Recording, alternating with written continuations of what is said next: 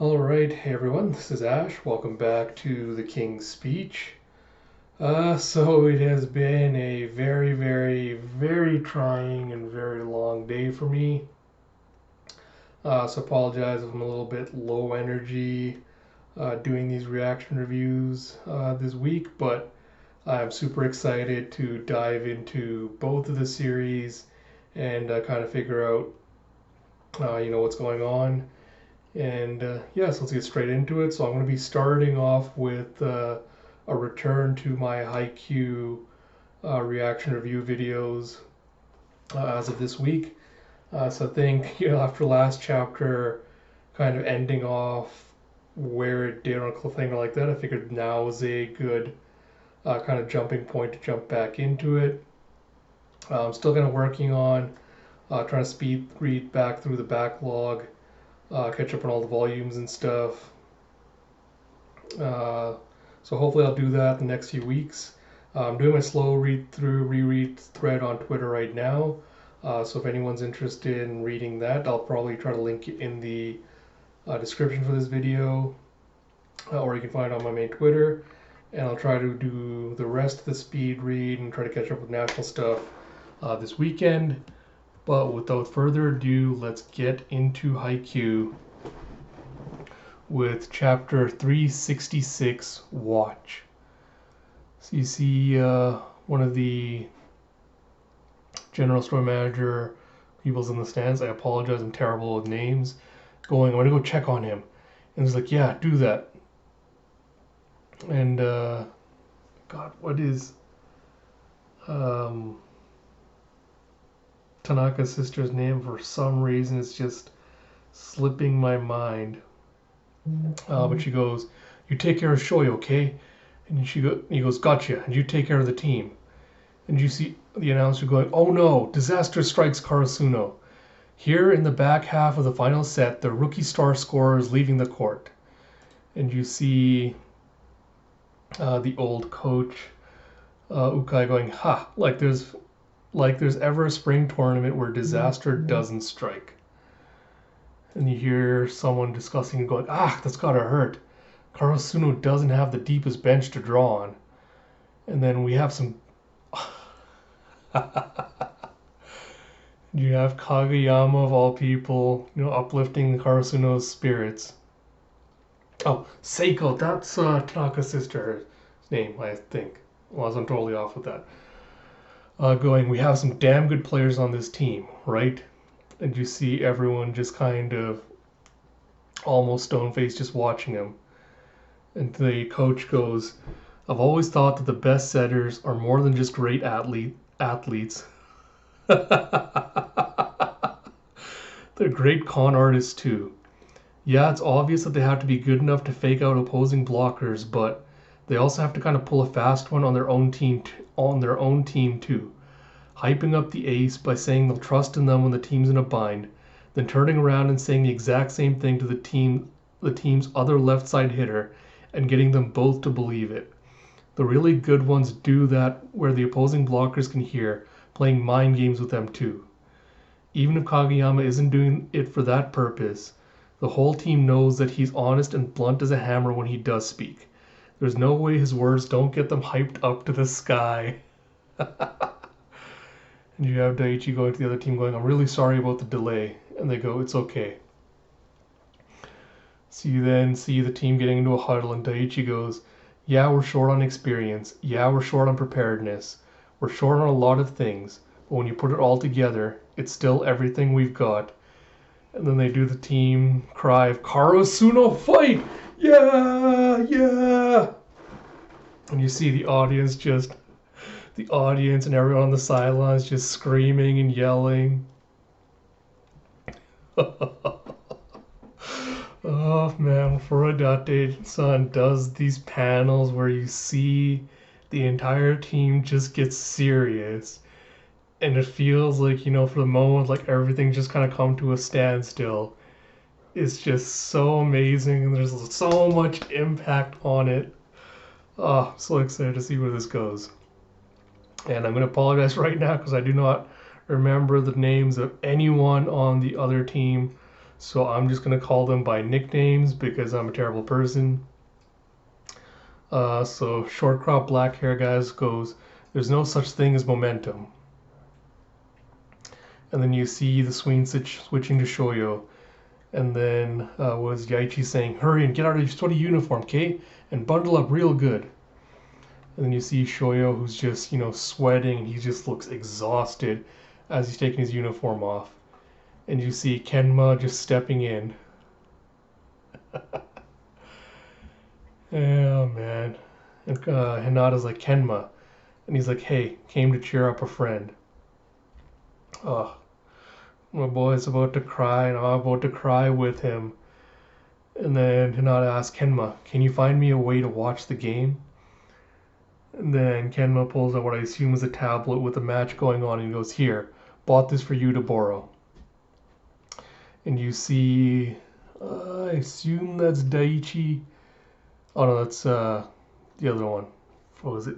Starts with a C, I can't remember his name. And you hear the announcer going, Kamo Meidai's frighteningly fast, frighteningly tenacious blockers strikes again. And you see them get stuffed by a triple block that comes up. He's like, sorry, I pulled in too many of them. And then Tanaka's in the background screaming, it's okay, bro, shake it off. And I think there's Kageyama going, damn it, stupid fast blockers.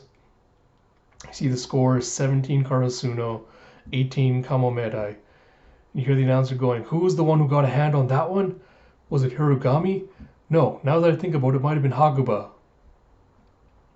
And you see one of the other Kamo Meidai guys going, meh, let Korai and Sachiro get all the glory of having the broadcasters call their names out. All that matters is they say somebody from Kamo Meidai blocked the ball. That alone is proof enough of how good we are as a team. And then you see outside Kenma and, you see Hinata and Yaichi, both of them are just completely bundled up. Wearing those little sickness masks. And someone says, wait right here, I'll grab a taxi. And Hinata goes, Yaichi-san, that look on your face is scaring me. And she's just like gritting her eyes, and her eyes just seem to be like bugging out of her head. And she's like, I'm not the one who has a right to cry. I'm not going to cry. It looks like she's trying to stop herself from crying. And she goes, I'm sorry, I'm afraid it's all I can do to hold it in like this. And then you see the match continuing. And you see Instead Kageyama go straight... Oh, Narita. That was what it was.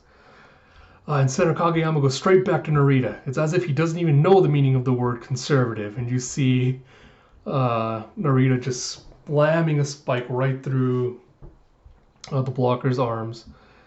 And then Hinata's going, can the volume be turned up? He's like, yeah, I got it. And you hear the announcer going, Nozawa's right there on the left. Betting right there on the left, getting the deflection. And you see Tatump as it looks like Karai's spiking the ball with his serve. And you see it just arcing beautifully, and it lands into the court and scores him a service ace. And then you see Asahi returning the favor with the jump serve of his own, also getting a service ace. And you see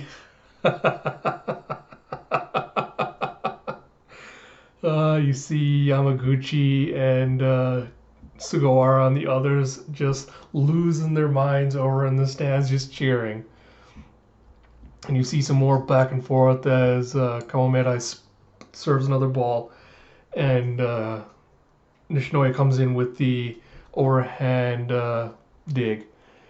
And you have the scores now, Karasuno 21 to Kamo Meidai 22. And you have now Kamo Meidai calls a timeout for a player substitution. It seems they're switching in not one but two players. Setter Suwa comes out for blocking specialist Norikura, and Hakuba swaps places with rookie setter Tokura. And you see Hinata watching the match, commenting, going, oh, I see what they did. This way they keep 3 legal attackers in the front row, and they made their blocks taller too. Not only that, their Goliath number 10 isn't all that great at floor defense, so the new guy probably boosts them there too. Then in 3 ticks of the rotation, they'll probably swap things back again. And you have... sorry, slight interruption there. but Hinata is just watching with intense eyes, and Yachi just notices and she's thinking to herself, it's like he's still on the court. And you see them getting into a taxi, and Hinata continues with, it's using player substitutions not to fix holes, but to keep a more advantageous rotation for longer, right? And he's like, yeah. And you see for Kamomeda, Tokura serve, and then he does a jump floater serve, and Asahi just barely manages to dig it. And you see cover, he's like, bruh, left. And you see Tanaka-san, he goes, triple block. Yes.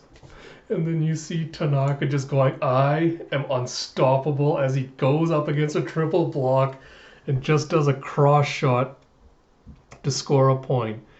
And you see, and Karasuno gets the point. Karasuno's most aggressive spiker, Ryunosuke Tanaka, smashes his trademark supercut shot inside a triple block. And you see the crowd just going wild and cheering, be like, yeah! And you see Taketora going, yeah, bro, yeah! And you see Bakudo, I think, commenting, this whole game, Karasuno has been finding chinks and cracks, barely managing to sneak points past Kamomedai's stupidly tall wall. But now that they've ripped open a hole in that wall and caught a glimpse of the scenery beyond it, that's given them the mental image they needed, one where they see themselves punching through that wall. And you see the next serve is Kageyama's up to serve, and their score is tied 22-22. And Kamomeda's thinking, okay guys, we cut him off at 1. And you see Washijo just watching it, and he goes, is it Washijo? Yeah, the old coach, Shiratorizawa's coach, going, just because you ain't out there on that court doesn't mean you've got any right to look away from it, as you see Hinata just intensely staring at the match and where it's going. Chapter end. Okay, alright, I'm gonna do like a super quick review, mostly because I don't really have comments apart from, that was awesome, that was awesome, that was awesome. I totally expected Furudate-san after this point to kind of just focus solely on Hinata. I did not think we were actually going to get back to the match, or I thought we'd only see snippets of the match with Kamomeda. I didn't think we'd actually see it play out. And to see that, Karasuno is still powering along even without Hinata there, even though they took that loss, they're still powering through and showing Kamomeda what they're made of. It just makes me so happy to see that, and seeing Tanaka come into his own as an ace with that impressive cross shot inside a cut shot inside the triple block was just amazing.